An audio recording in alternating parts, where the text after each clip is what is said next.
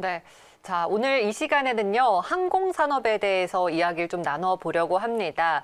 코로나에 억눌려 있던 그 소비들, 그리고 이 물량들이 이제는 좀 살아나지 않을까, 백신 기대감과 더불어서 올라왔었는데, 현실과는 어느 정도 괴리가 있는지, 정말 이제는 우리가 좀 걱정을 놓아도 될지, 오늘 이 시간 자세하게 이야기 나눠볼게요. 유진투자증권 리서치센터 박민진 연구원을 화상으로 연결해서 만나보도록 하겠습니다. 안녕하세요. 네, 안녕하세요. 네. 자, 최근에 글로벌 항공사들이 일부 반등을 해줬습니다. 이게 백신에 대한 기대감이라고 봐야 될까요? 네, 글로벌 항공사들의 주가 반등이 10월 이후부터 이제 가시화가 됐는데요. 동시다발적인 반등은 말씀하신 것처럼 백신에 대한 어떤 긍정적인 뉴스가 나오고 나서부터였습니다. 분명히 이제 백신에 대한 어떤 여객수요 회복 기대감을 반영을 하고 있다라고 이제 보고 있고요. 지금은 대부분의 글로벌 항공사들의 주가가 코로나19 직전 수준의 한 70% 정도를 회복을 하고 있는 상황입니다. 네, 지금 이제 반등에 성공을 했는데 앞으로도 갈 길은 좀 멀어 보입니다. 코로나 이전 수준까지 회복이 좀 있어야 될 텐데요. 국내 항공사들의 상승세는 최근에 하지만 대한항공과 또 아시아나의 합병 이슈가 조금 더 크게 작용하지 않았습니까? 네, 맞습니다. 국내 항공사들의 주가는 사실 코로나19 직전 레벨을 아주 크게 뛰어넘고 있어서 글로벌 항공사들하고는 좀 차별화가 되고 있는 그런 상황이고요. 말씀하신 것처럼 단순하게 코로나19뿐만이 아니라 시장 재편에 대한 어떤 기대감을 반영을 하고 있다고 보고 있습니다. 네. 그러면은 지금 이러한 대한항공과 아시아나 그리고 저가 항공사들까지 항공주들이 이 합병 이슈만으로는 조금 모멘텀이 부족할 것 같은데요. 앞으로 우리가 자체적인 사업에서도 좀 기대를 할 수 있을까요? 네, 물론 올해 이제는 여객수의 회복을 지금 기대를 하고 있습니다.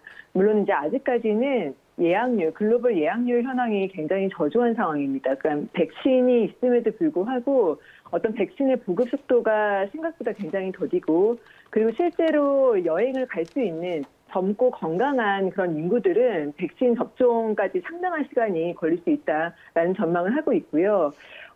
아무래도 우리나라만 맞는다고 되는 것이 아니라 이제는 글로벌리 어떤 집단 면역이 생겨야 되는 부분인데 상당한 시간이 필요할 수 있기 때문에 업계에서는 이제는 하반기부터 여객수의 완만한 회복을 기대를 하고 있습니다. 아무래도 이제 그 모멘텀이 가시화가 돼야지 추가적인 그런 주가 상승 모멘텀을 받게 될 것으로 보고 있습니다. 네, 알겠습니다. 자, 먼저 대형주인 대한항공과 아시아나 얘기로 다시 좀 돌아가서요.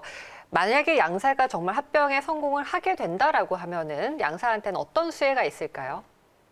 네, 1차적으로는 완전한 통합 이전에 여러 가지 이제는 비용 세이브 효과를 기대를 할 수 있다고 보고 있습니다. 대표적으로 아시아나항공 같은 경우에는 정비비 부담이 굉장히 큰 회사였는데 그런 부분들을 이제 대한항공을 통해서 조금 절감받을 수 있을 것으로 좀 생각을 하는데요. 궁극적으로는 이제 완전 통합 체제가 되어야죠. 완전 통합 체제가 되어서 중복 노선이나 중복 인력을 좀 정리를 하고, 그리고 기본적으로는 이제 유일한 국내 풀서비스 캐리어가 됨으로 인해서 운임 인상을 분명히 좀 기대할 수 있는 부분이라고 보고 있습니다. 그리고 대한항공은 미주 노선에, 아시아나항공은 중국 노선에 각각 강점이 있는 노선을 가지고 있기 때문에 이런 노선들을 어떤 연계해서 네트워크의 경쟁력을 키워갈 수 있을 것으로 기대를 하고 있습니다. 네. 한 기업씩 그러면 차례로 짚어볼게요. 대한항공이 가장 이제 주가가 많이 오른 대표적인 종목입니다. 두 달 새 주가가 30%나 올랐는데요. 또 유상증자 발표일임에도 불구하고 올라줬어요. 이 가장 큰 배경이 뭐라고 보세요? 네, 아무래도 이제는 대한항공이 아시아나항공 인수를 통해서 국내 유일한 풀서비스 캐리어가 된다. 이 부분에 대해서 어떤 장기 그림을 굉장히 투자자들이 좋게 보고 있다라고 이제 보고 있습니다. 분명히 이제 풀어야 되는 숙제들은 많습니다. 하지만 이런 숙제들을 만약에 잘 해결할 수 있다라고 한다면은 글로벌 항공사로 도약할 수 있는 기회인 거는 분명한 사실이다라고 보고 있습니다. 그러면 아시아나항공의 입장에서는 일단 재무구조 개선이라는 그 득은 얻고 나서 향후 전망은 어떻습니까? 네, 아까 말씀드렸던 것처럼 단기적으로는 정비비나 이런 비용 절감 그런 부분들이 가능할 것으로 보고 있고, 아무래도 이제는 자본 확충이 이루어지게 된다라고 하면은 이제는 그 이자 비용이라든가 이런 부분들도 세이브할 수 있을 것으로 보고 있는데요.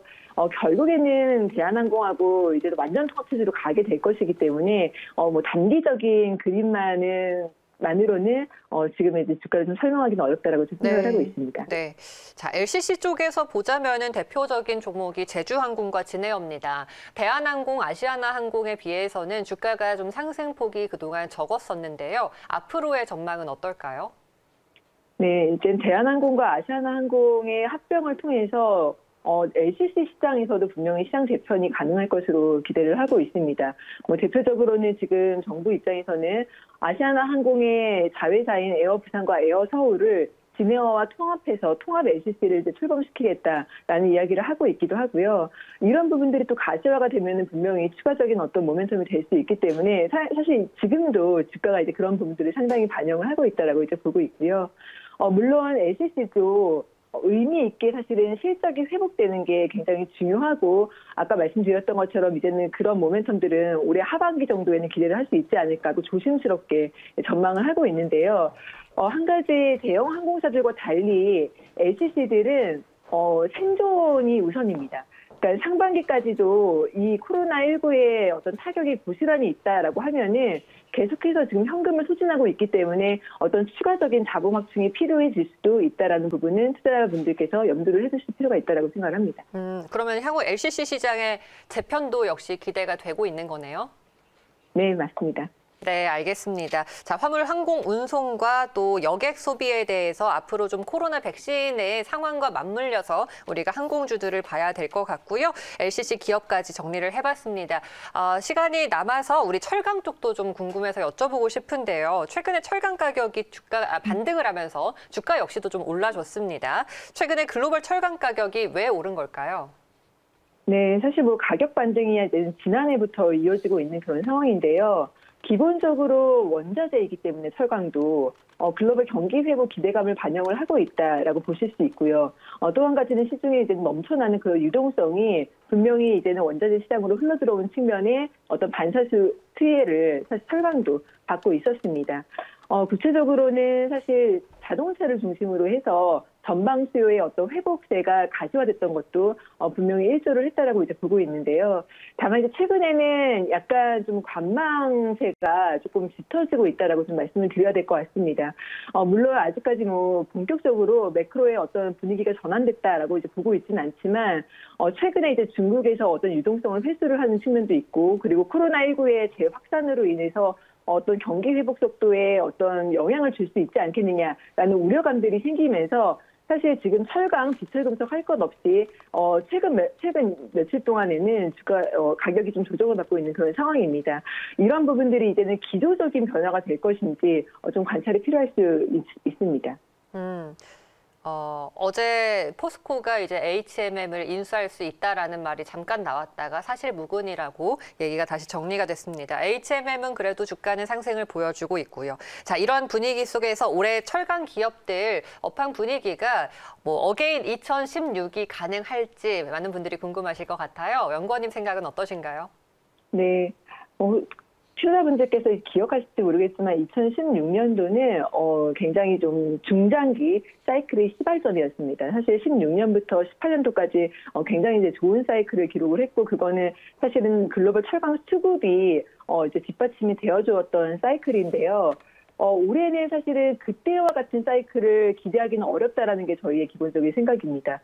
왜냐하면 당시에는 중국을 중심으로 해서 글로벌리 어떤 생산 능력, 캐파 자체가 역성장을 보였던 굉장히 이제는 이례적인 시기였고 현재는 사실은 중국에서조차 생산 능력이 조금씩 완만하게 증가를 하고 있는 그런 상황이기 때문에 단순하게 이런 어떤 코로나19 타격으로부터의 낮은 기저 효과 이 부분에 의한 어떤 수요 회복만으로는 그때와 같은 어떤 중장기 사이클을 기대하기에는 아직은 좀 무리가 있지 않나라고 저희는 보고 있습니다.